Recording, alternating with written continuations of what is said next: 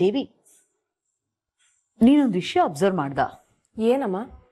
ನೆನ್ನೆ ನೀನು ಆ ಪದ್ಮಜನ ಬಳಸ್ಕೊಂಡು ಸಂಜೀವನ್ಗೂ ರಚನನ್ಗೂ ಅವಮಾನ ಮಾಡಿದ್ಯಲ್ಲ, ಅವರಿಬ್ರು ಹೊರಗಡೆ ಹೋಗಿದ್ರು.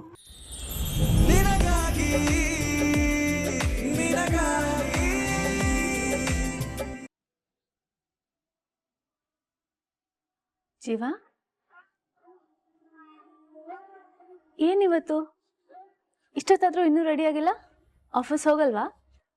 ಇಲ್ಲ ರಚು, ಆಫೀಸ್ ಹೋಗೋದಕ್ಕೆ ಯಾಕೋ ಮೂಡಿಲ್ಲ.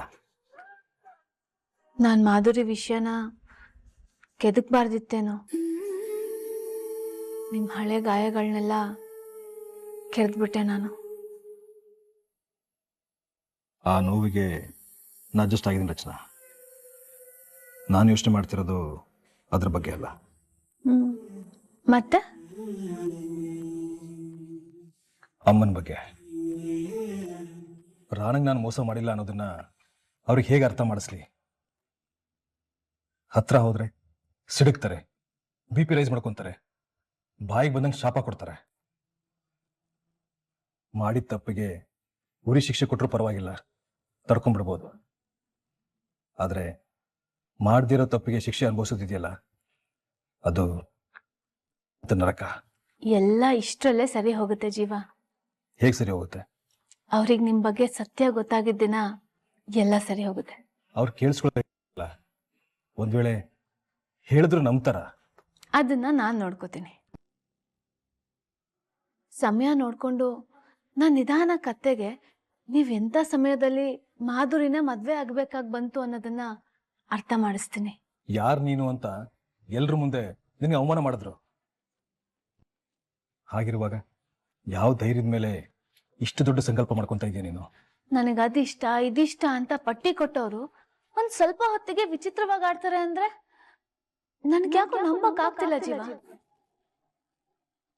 ನಾನು ನಿಮಗ್ ಪದೇ ಪದೇ ಹೇಳ್ತಿದ್ದೀನಲ್ವಾ, ಅವ್ರು ಯಾರಿಗೂ ಹೆದರ್ಕೋತಾ ಇದ್ದಾರೆ ಅಂತ. ನನ್ಗೆ ಅವ್ರ ಮೇಲೆ ಅನುಮಾನ. ಇಲ್ಲದ ಮೀನಿಗೆ ಗಾಳ ಹಾಕ್ತಿದೀವ ಅಂತ?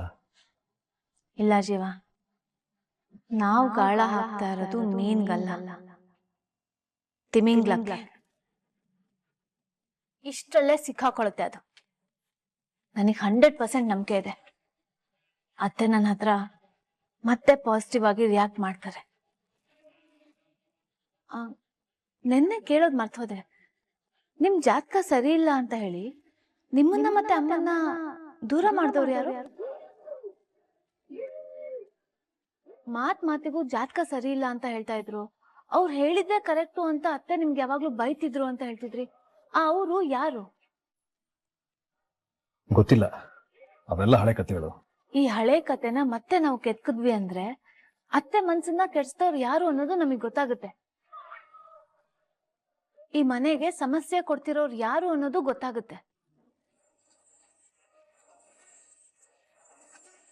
ತಿಳ್ಕೊಳ್ಳೋದು ಹೇಗೆ? ಆ ದೇವ್ರು ಏನೋ ಒಂದ್ ದಾರಿ ತೋರಿಸ್ತಾನೆ. ಹೇಗೋ ಇವತ್ ನೀವು ಆಫೀಸ್ ಹೋಗ್ತಿಲ್ಲ, ಆರಾಮಾಗಿ ರಿಲ್ಯಾಕ್ಸ್ ಮಾಡಿ. ಈ ಮನೇಲಿ ನಾವು ಕ್ಲೀನ್ ಮಾಡ್ಬೇಕಾಗಿರೋ ಕಸ ತುಂಬಾ ಇದೆ.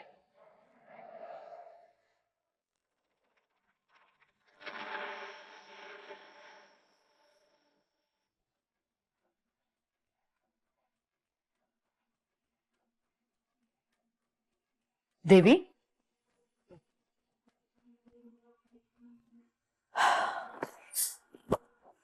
ದೇವಿ, ನೀನೊಂದು ವಿಷಯ ಅಬ್ಸರ್ವ್ ಮಾಡ್ದ? ಏನಮ್ಮ? ನೆನ್ನೆ ನೀನು ಆ ಪದ್ಮಜನ ಬಳಸ್ಕೊಂಡು ಸಂಜೀವನ್ಗೂ ರಚನನ್ಗೂ ಅವಮಾನ ಮಾಡಿದ್ಯಲ್ಲ, ಅವರಿಬ್ರು ಹೊರಗಡೆ ಹೋಗಿದ್ರು. ವಾಪಸ್ ಬಂದಾಗ್ಲಿಂದ ಇಬ್ರು ಒಂಥರ ಡಲ್ ಆಗಿದ್ದಾರೆ. ಆ ಸಂಜೀವನ್ ಮುಖದಲ್ಲಂತೂ ಕಳೆನೇ ಇಲ್ಲ ಕಣೆ. ಅವ್ರಮ್ಮ ಬೈದಿದ್ ನೋವು ಅವನ ಮುಖದಲ್ಲಿ ಎದ್ದು ಕಾಣ್ತಿತ್ತು ಕಣೆ. ಸುಧಾರಿಸ್ಕೊಳ್ಳೋದಕ್ಕೇನೆ ಸಂಜೀವ್ ರಾಘವಚಂದ್ರ ಅವರು ಆಫೀಸ್ಗೆ ಹೋಗಿಲ್ಲ ಅನ್ನೋದೇ ಸುದ್ದಿ. ದೇವಿ, ಒಟ್ನಲ್ಲಿ ಅವರಿಬ್ರಿಗೂ ಮುಟ್ಟು ನೋಡ್ಕೊಳ್ಳೋ ತರ ಕೊಟ್ಟಿದ್ಯಾ ನೋಡು.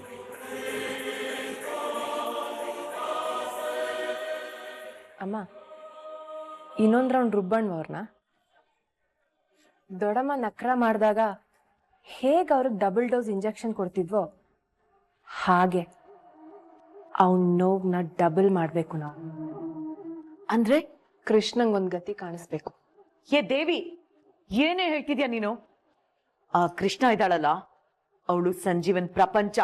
ಆ ಪ್ರಪಂಚನ ಶೇಕ್ ಮಾಡ್ಬಿಡೋಣ. ನನ್ನ ಜೀವನನೇ ಹೊರಟೋಯ್ತು ಅಂತ ಸಂಜೀವ ಎದೆ ಬಿರ್ದು ಹತ್ತಿದ್ದು ಆ ಮಾಧುರಿ ಸತ್ತಾಗ್ಲೆ. ಅಲ್ಲಿಗೆ ಅವನ ಕತೆ ಮುಗ್ದೋಯ್ತು ಅಂತ ಅನ್ಕೊಂಡೆ. ಅಷ್ಟರಲ್ಲಿ ಕೃಷ್ಣ ಅವನ್ನ ಕಾಪಾಡ್ಬಿಟ್ಲು. ಅವನ್ ಬದುಕಿಗೆ ಒಂದ್ ಭರವಸೆ ಕೊಟ್ಬಿಟ್ಲು. ಆ ಭರವಸೆನ ನಾವೀಗ ನಡಗಿಸ್ಬೇಕು.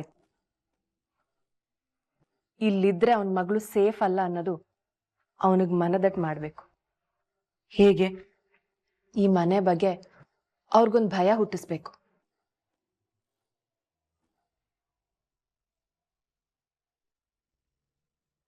ಕೃಷ್ಣ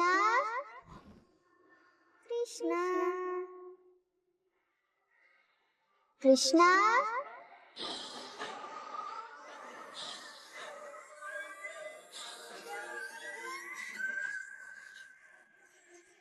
ಕೃಷ್ಣ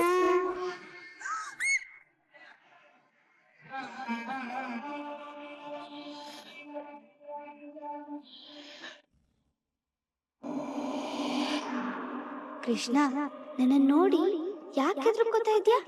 ನಾನು ನಿನ್ನ ಫ್ರೆಂಡು, ನಿನ್ಗೆ ಹೆಲ್ಪ್ ಮಾಡಕ್ ಬಂದಿದ್ದೀನಿ. ಹೆಲ್ಪ್? ನೀನು ಸೂರ್ಯನ ಚಿತ್ರನ ಸರಿಯಾಗಿ ಬರ್ದಿಲ್ಲ ನೋಡು. ಸೂರ್ಯನ್ ಸರ್ಕಲ್ ಇದೆಯಲ್ಲ, ಅದ್ರ ಮೇಲೆ ಒಂದೇ ತರದ ಲೈನ್ ಹಾಕಿದ್ಯಾ. ರಾಂಗ್ ಅದು. ಒಂದ್ ಲೈನು ದೊಡ್ಡದಾಗಿರ್ಬೇಕು, ಇನ್ನೊಂದ್ ಲೈನು ಚಿಕ್ಕದಾಗಿರ್ಬೇಕು. ನೆನ್ಪ್ ಮಾಡ್ಕೋ, ನಾನು ಹೇಳ್ತಾ ಇರೋದು ಕರೆಕ್ಟಾ ಅಂತ. ಹೌದು. ನೋಡಿದ್ಯಾ?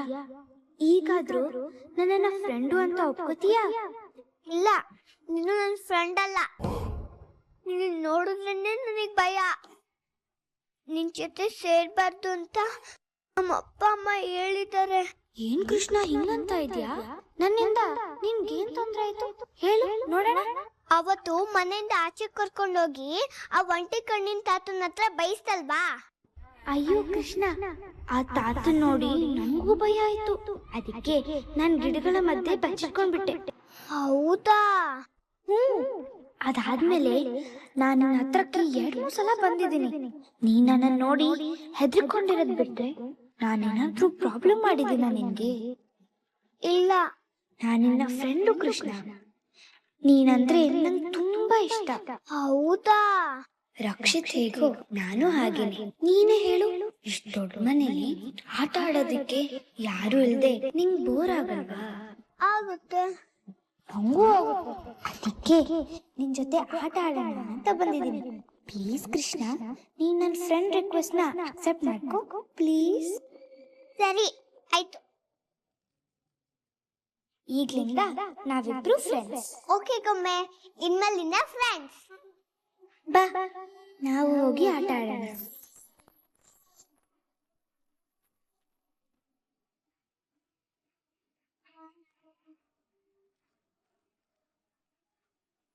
ಹೋಗೋಣ.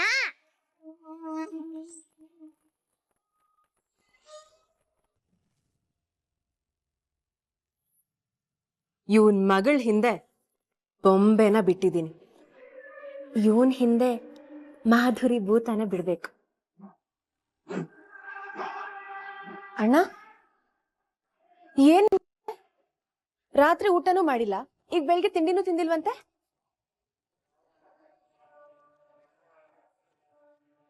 ಯಾಕೋ ಮನಸ್ಸರಿಲ್ಲ ದೇವಿ.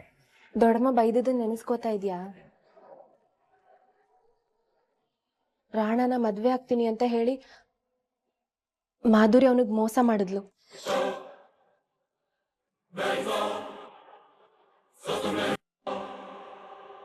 ಆಸ್ತಿಗೋಸ್ಕರನೇ ಅವಳನ್ನ ಕೈವಶ ಮಾಡ್ಕೊಂಡ್ಲು. ಈ ಮನೆನ ಒಡೆದು ಕಲ್ಪತರು ಸಾಮ್ರಾಜ್ಯಕ್ಕೆ ತಾನ್ ಮಾತ್ರ ಮಹಾರಾಣಿ ಆಗ್ಬೇಕು ಅಂತ ಬಯಸಿದ್ಲು.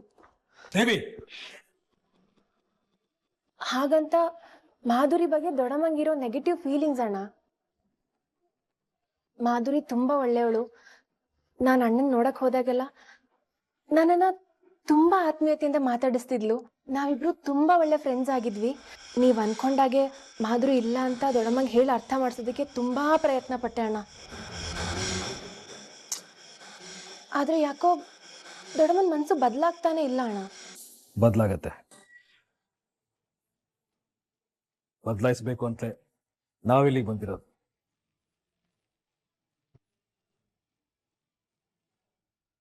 ಸತ್ಯ ಅನ್ನೋದು ಸೂರ್ಯನ ಥರ.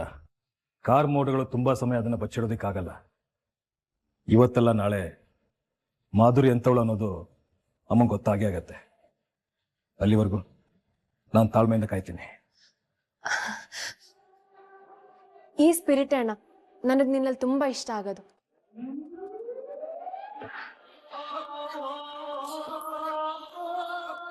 ದೇವಿ, ನೀನು ಮಾಧುರಿ ತುಂಬಾ ಕ್ಲೋಸ್ ಆಗಿದ್ರಲ್ವಾ? ಅವಳಿಗೆ ಆಕ್ಸಿಡೆಂಟ್ ಆದ ದಿವಸ ನಾನೊಂದು ಕೆಲಸದ ಮೇಲೆ ಆಚೆ ಹೋಗಿದ್ದೆ. ಆ ಟೈಮಲ್ಲಿ ಅವಳು 2-3 ಸಲ ನನಗೆ ಕಾಲ್ ಮಾಡಿದ್ಲು. ನಾನು ಟ್ರಾವೆಲಿಂಗಲ್ಲಿ ಇದ್ದಿದ್ದರಿಂದ ಸಡನ್ ಆಗಿ ಗೊತ್ತಾಗ್ಲಿಲ್ಲ. ಆಮೇಲೆ ವಾಪಸ್ ಕಾಲ್ ಮಾಡಿದೆ. ಯಾರೋ ನನ್ನ ಫಾಲೋ ಮಾಡ್ತಾ ಇದ್ದಾರೆ, ಚೇಸ್ ಮಾಡ್ತಾ ಇದ್ದಾರೆ ಅಂತ ಹೇಳಿದ್ಲು. ನಾನು ಫೋನ್ ರಿಸೀವ್ ಮಾಡಿದಿರೋ ಗ್ಯಾಪಲ್ಲಿ ಅವಳು ನಿಂಗೇನಾದ್ರು ಫೋನ್ ಮಾಡಿದ್ಲಾ? ಇಲ್ಲ ಅಣ್ಣ. ಹೌದಾ? ಯಾರೋ ಅವಳನ್ನ ಚೇಸ್ ಮಾಡಿದ್ದಾರೆ. ಅವರಿಂದ ತಪ್ಪಿಸ್ಕೊಳಕ್ ಹೋಗಿ ಅವಳಿಗೆ ಆಕ್ಸಿಡೆಂಟ್ ಆಯ್ತಾ? ಅಥವಾ ಚೇಸ್ ಮಾಡಿದವರೇ ಅವಳನ್ನ ಆಕ್ಸಿಡೆಂಟ್ ಮಾಡಿ ಕೊಂದ್ರ? ಗೊತ್ತಿಲ್ಲ. ಆದ್ರೆ ಒಂದಂತೂ ಸತ್ಯ, ಇವತ್ತೆಲ್ಲ ನಾಳೆ ಮಾಧುರಿ ಸಾವಿನಿಂದ ಯಾರಿದ್ದಾರೆ ಅನ್ನೋದನ್ನ ನಾನು ಕಂಡು ಹಿಡಿದೇ ಹಿಡಿತೀನಿ.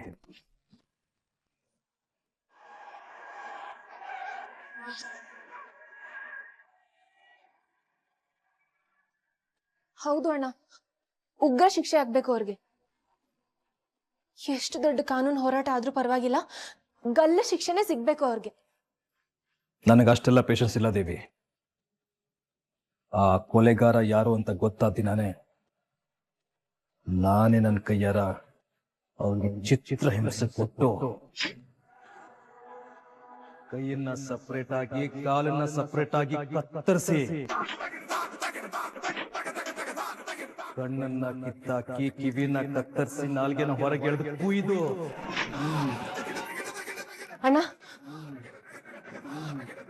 ಕೇಳೋದಕ್ಕೆ ಭಯ ಆಗ್ತಿದ್ದಿಲ್ಲ, ಅನುಭವಿಸೋಕೆ ಅನುಭವಿಸ್ತಾರೆ.